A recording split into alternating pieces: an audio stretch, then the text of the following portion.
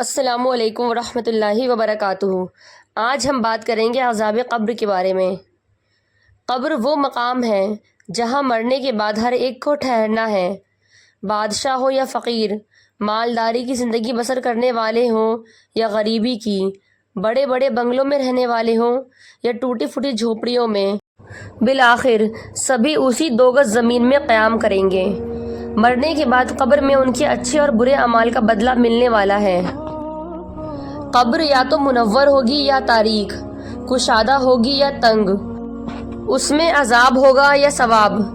قبر کا عذاب برحق ہے اور قرآن و حدیث سے ثابت ہے۔ ایمان والوں کو اللہ پکی بات کے ساتھ مضبوط رکھتا ہے، دنیا کی زندگی میں بھی اور آخرت میں بھی۔ رسول صلی اللہ علیہ وسلم نے فرمایا، یہ آیت قبر کے بارے میں اتری ہے۔ تو آئیے اب ہم عذاب قبر کے بارے میں احادیث سنتے ہیں۔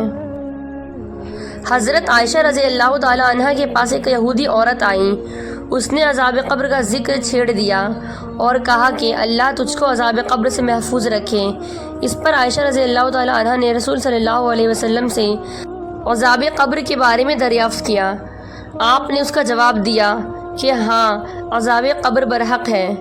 حضرت عائشہ کہتی ہیں کہ اس کے بعد میں نے دیکھا کہ آپ نماز میں برابر عذاب قبر سے پناہ مانگتے تھے۔ حضرت زید بن ثابت رضی اللہ تعالیٰ عنہ بیان کرتے ہیں کہ ایک بار نبی صلی اللہ علیہ وسلم ایک باغ میں اپنے خچر پر سوار تھے اور ہم لوگ ساتھ تھے۔ اچانک یہ خچر راستے سے ہٹا اور بدک گیا، قریب تھا کہ آپ کو گرا دے۔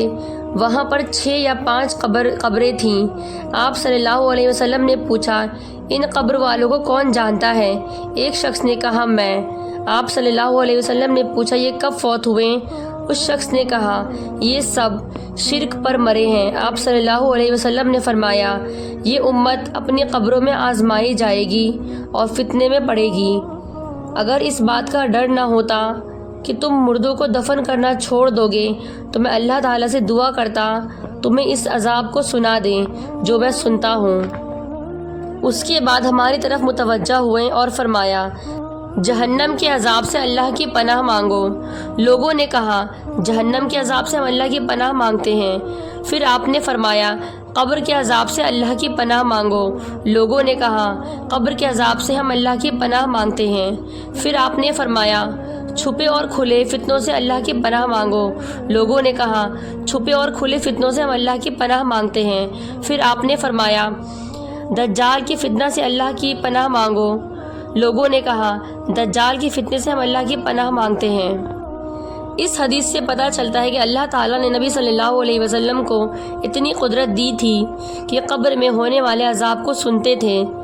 جنات اور انسان اسے محسوس نہیں کر سکتے، البتہ جانور قبر کے عذاب کو محسوس کرتے ہیں، جیسا کہ کبھی کبھی جانور قبرستان سے گزرتے ہوئے بری طرح بدک جاتے ہیں۔ حضرت اسماء بنت ابو بکر رضی اللہ تعالیٰ عنہ بیان کرتی ہیں کہ نبی کریم صلی اللہ علیہ وسلم نے خطبہ دیا اور قبر کے اس فتنوں کو بیان کیا جس سے آدمی 2 ہوگا۔ یہ سن کر لوگ پھوٹ پھوٹ کر رونے لگے۔ ان تمام احادیث سے پتہ چلتا ہے کہ قبر کا عذاب برحق ہے اور ہر کسی کو اپنے اپنے اعمال کی بدولت قبر میں عذاب ہوگا۔ اسی طرح اگر کسی کی لاش ٹکڑے ٹکڑے کر کے سمندر میں ڈال دی جائے یا جلا کر راکھ ہواؤں میں بکھیر دی جائے، ہر حال میں اللہ ان کو بھی اکٹھا کر کے عذاب دینے پر قادر ہے۔ آخر میں اللہ تعالیٰ سے دعا ہے کہ اللہ ہم سب کو عذاب قبر سے بچائیں اور زیادہ سے زیادہ نیک اعمال کرنے کی توفیق دے، آمین۔ جزاک اللہ خیرا کثیرا۔ السلام علیکم ورحمۃ اللہ وبرکاتہ۔